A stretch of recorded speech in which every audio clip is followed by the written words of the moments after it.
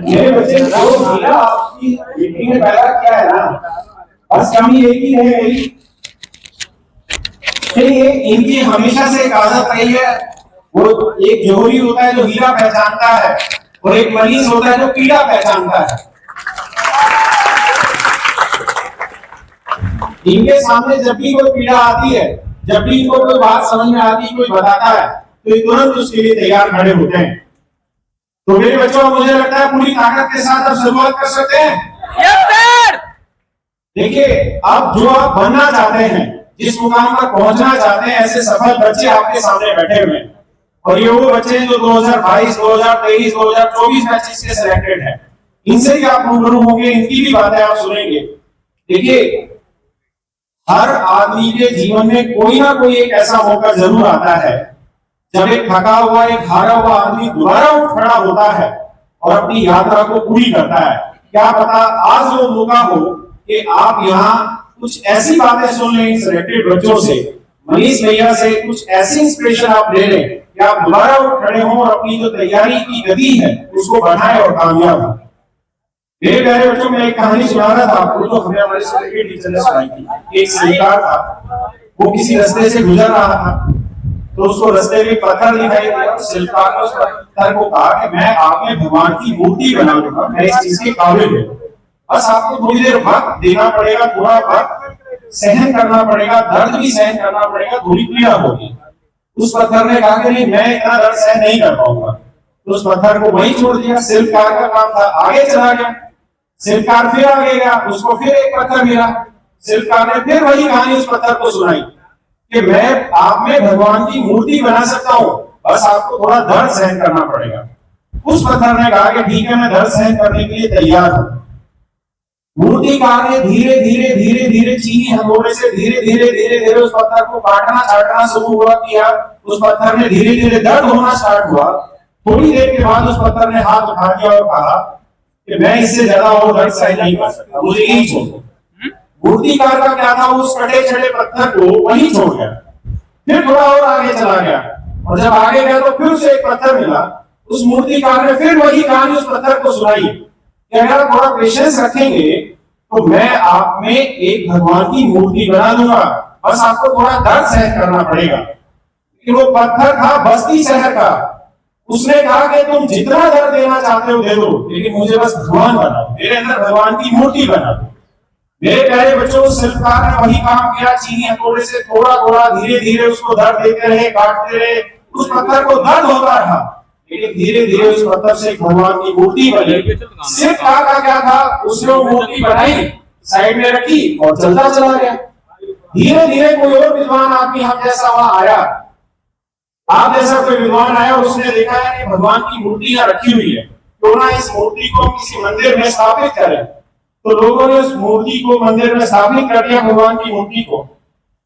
ब्राह्मण आए, पंडित जी आए, उन्होंने कहा कि यार इस मूर्ति के आगे एक ऐसा कटा छटा पत्थर लाओ जिस पे रोज नारियल तोड़ा जा सके और नारियल तोड़ के भगवान के चरणों में चढ़ाया जा सके। तो ढूंढने लगे आसपास और कोई पत्थर, तो वही कटा छटा पत्थर वहां पे गिरा हुआ था, जिसे थोड़ी देर सहन करने के बाद मना कर दिया था कि मुझे गर्मी लग रही है, सफोकेशन होने लग रहा है। तो उस पत्थर को लाए वहां से उठा के और उस भगवान की मूर्ति के आगे रख दिया उस पत्थर को। अब रोज उस मूर्ति के आगे लोग आए और नारियल ले और उस कटे छटे पत्थर पे दबा के तोड़े और उसका पानी भगवान को अर्पित करें। रोज ये काम हो रहा है। जो पत्थर थोड़ी देर दर्द सहन नहीं कर पाया, अब उस पत्थर पर रोज नारियल तोड़े जा रहे हैं, रोज उसको दर्द हो रहा है, लेकिन वो कुछ भी नहीं कर पा रहा। मेरे दोस्तों, जीवन में आपको ये समझना होगा, एक ही पहाड़ से दो पत्थर निकलते हैं। एक पत्थर से भगवान की मूर्ति बन जाती है और एक पत्थर से उस मंदिर में सीढ़ी का पत्थर लग जाता है। एक पत्थर पर लोग पैर रख के जाते हैं और एक पत्थर के आगे लोग पैर झुकाते हैं। तो ये आपको निर्णय करना है कि आप किस ओर जाना चाहते हैं। मेरे प्यारे बच्चों, आप वक्त बदल चुका है। अब भगवान की पूजा तो होगी, लेकिन उस शिल्पकार की भी पूजा होगी, उस शिल्पकार का भी सम्मान किया जाएगा जिसने उस भगवान की मूर्ति को ढाला। और ये ऐसे सेलेक्टेड बच्चे जो हैं, इनको हर कदम पर मदद कर आगे बढ़ाने में जिस सरकार ने योगदान दिया उसका नाम है मनीष भैया। मैं जोरदार तालियों से देखिए, आदमी अपनी जाति में खो जाता है, धर्म में खो जाता है, वर्ण में खो जाता है। असली मजा तो ये है जो अपनी मिट्टी का कर चुका है। कहते हैं कि अगर आप अपनी मिट्टी को खुश होने की कुछ वजह भी दे दें तो समझिए आपका जीवन उद्धार हो गया। लेकिन अगर आप मिट्टी को अपने सर माथे पर लगा लें और उसी चीज को एक मुहिम के रूप में जीने लगे कि जिस गरीबी से मैं उठा, जिस संघर्ष से मैं उठा, अगर मैं इसी संघर्ष को, इसी गरीबी से उठे हुए हर बच्चे को अपना लूं और उसे ऊपर उठा लूं और उसको कामयाब बना लूं तो समझिए उसने अपना जीवन धन्य किया ही किया, ना जाने कितने और लोगों का जीवन धन्य किया ऐसी इंस्पिरेशन देने के लिए। तो मेरे प्यारे बच्चों, आप जानते हैं भगवान की दया से आप सब लोगों का प्यार मिलता रहा है। कैरियरवेल ऐप पर 1,40,00,000 बच्चे इस समय पढ़ रहे हैं। कैरियरवेल ऐप पर ना जाने कितने ऑफलाइन सेंटर्स पे पढ़ने लग रहे हैं। लेकिन हम भी बहुत बार कमर्शियल हो जाते हैं। लेकिन कई बार जब कोई ऐसी कहानी सुनने को मिलती है तो हमें भी शर्म आने लगती है। मैंने आपको बताया था एक वीडियो में कि अभी 2024 में एक सिलेक्टेड बच्चा मेरे पास आया। आपने इंटरव्यू भी देखा होगा, उसका इंटरव्यू बहुत वायरल हुआ। तकरीबन 80-85 लाख बच्चों ने उसके इंटरव्यू को देखा। उस बच्चे की शायद अंडर 100 रैंक की 73 या कुछ ऐसी रैंक थी। उस बच्चे से जब मैं बात कर रहा था तो उसके फादर गुजर गए। उसने बताया कि मेरी माता जी जो थी वो अकेली थी, बाकी किसी रिश्तेदार ने, घर परिवार में कहीं से कोई मदद की नहीं। और जिस जाति से सर मैं हूँ उस जाति में बहुत सामर्थ्यवान लोग होते भी नहीं है, बहुत गरीबी लोग थे, लेकिन उन्होंने किसी ने मदद नहीं की।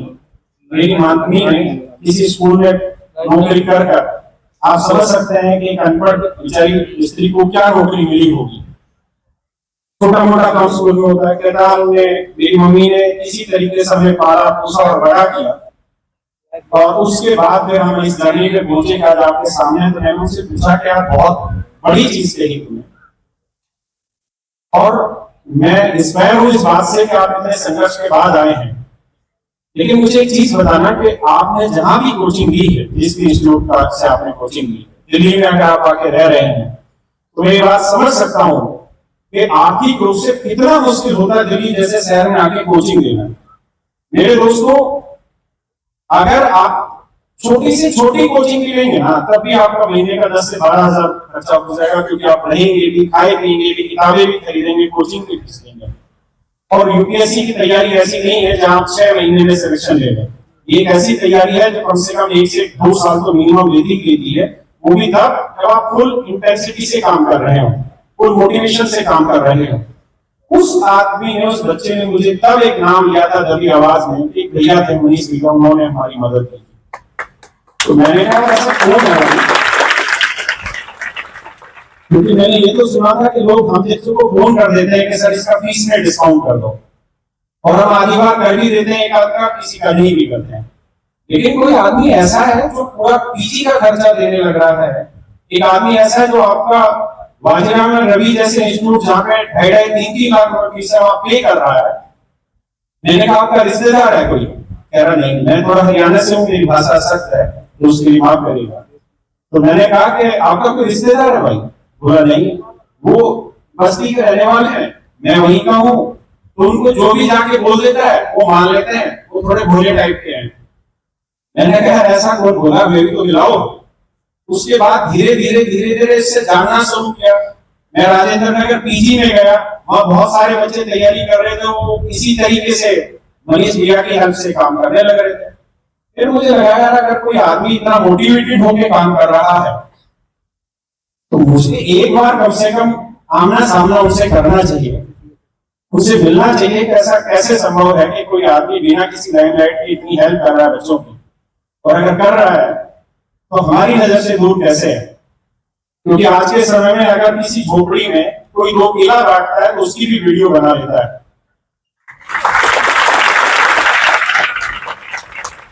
लेकिन एक आदमी लगातार बच्चों की हेल्प कर रहा है और वो भी थैंकलेस पर्पज से।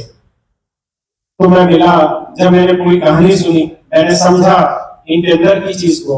आपको जानकर हैरानी होगी, मरीज भैया लगभग मेरी उम्र के हैं, लेकिन मैं अपने जीवन में वो मुकाम हासिल नहीं कर पाया समाज के भले के लिए जो इन्होंने कर दिया। मैं इनको सैल्यूट करता हूं इनकी सेवा में। और जब इनको जाना तो मैंने इनको समझाया कि आप इतना खर्च कर रहे हैं ना, लेकिन आप तक कौन बच्चा पहुंच पा रहा है? जो एक बच्चे से दूसरा, दूसरे से तीसरा, बहुत धीरे धीरे। आप इतने पैसे में तो ना पूरे बस्ती को ट्रेन कर रहे हैं, पूरे बस्ती के बच्चों को तैयार कर रहे हैं।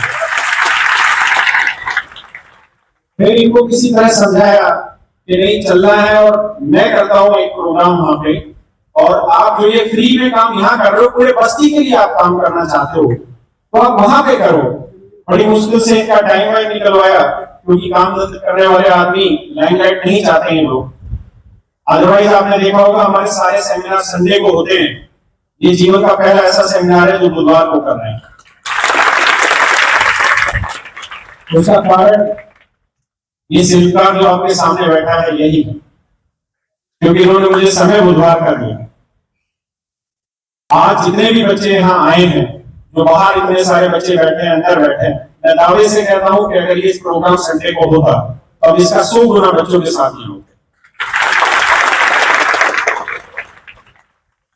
मेरे प्यारे बच्चों, आज ये जो बच्चे सेलेक्ट होकर आए हैं, ये सिर्फ इसलिए आए हैं कि हम उस आदमी के लिए, उस आदमी ने जो किया है, देखिए ऐसा नहीं है कि इन्होंने केवल आईएएस के लिए किया है, इन्होंने सिपाही के लिए भी उतना ही काम किया है। मैं जब इनके घर गया तो सिपाही से भी उतनी ताजगी से हाथ मिलाते हैं जितने ताजगी से किसी अफसर से हाथ मिलाते हैं।